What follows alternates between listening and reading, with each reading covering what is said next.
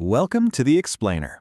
Today, we're going to peel back the layers on ancient Greek religion. And trust me, what's underneath is way more complex and fascinating than the myths you think you know. When we picture the ancient Greeks, a certain image probably pops into your head, right? These moral champions, super faithful believers, and beautiful temples all perfectly pointed towards the heavens.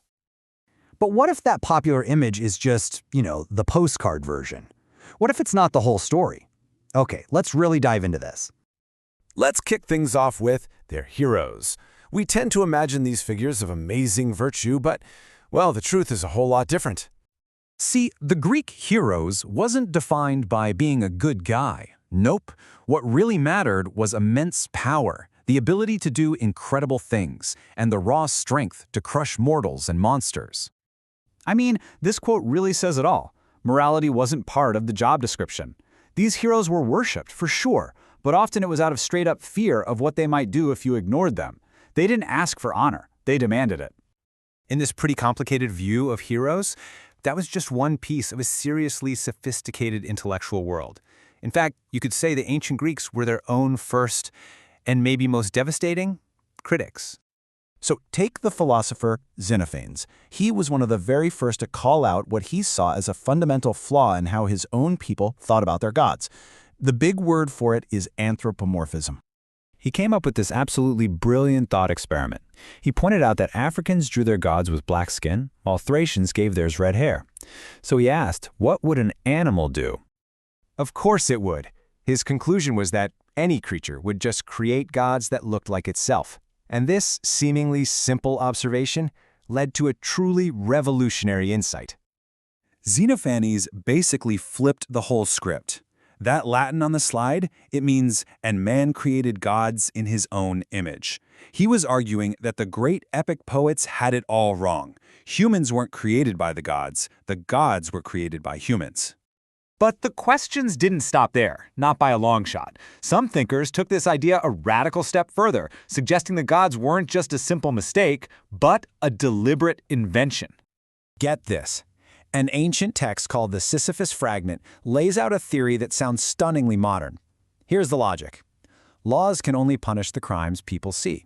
So what about all the secret wrongdoings? The solution? Some wise man invents a god who sees and hears everything. Basically a divine policeman for your mind. So, with all this heavy philosophical debate swirling around, how did it actually affect things on the ground? Let's head over to the magnificent temples of ancient Acrogos in Sicily and see for ourselves. The common wisdom is that Greek temples were pretty simple. They were oriented toward the rising sun. And, in Sicily, for most of them, that seems to hold true. But think about it. If your own philosophers are openly questioning the very existence of the gods, how do you decide which way your temple should face? The builders of Acrogos show us the answer isn't some single golden rule. It's actually a super complex blueprint of practical, topographical, and symbolic choices. So let's actually look at the data. A high-precision survey of the temples at Acrogos reveals a whole bunch of different motivations behind how they were placed. And this is where it gets really fascinating. Just look at the diversity here. Some temples, like Jupiter's, were just practical. They lined up with the city's street grid. Easy enough. Others, like Concordia and Heracles, were aligned to true east, not just wherever the sun happened to rise that day. But the really intriguing ones are these so-called anomalous temples. Researchers have proposed that the Temple of Juno might align with the rising of the constellation Delphinus, while the Temple of Demeter could even be linked to the moon's cycle. It's a mix of the practical and the cosmic. And this shot just illustrates that blend of influences perfectly. You have this combination of earthly, human logic and this deep, celestial mystery. It was absolutely never just about the sun. So what does this all add up to? Well, we've peeled back all these layers, from their amoral heroes to their intense philosophical critiques to their incredibly complex architecture.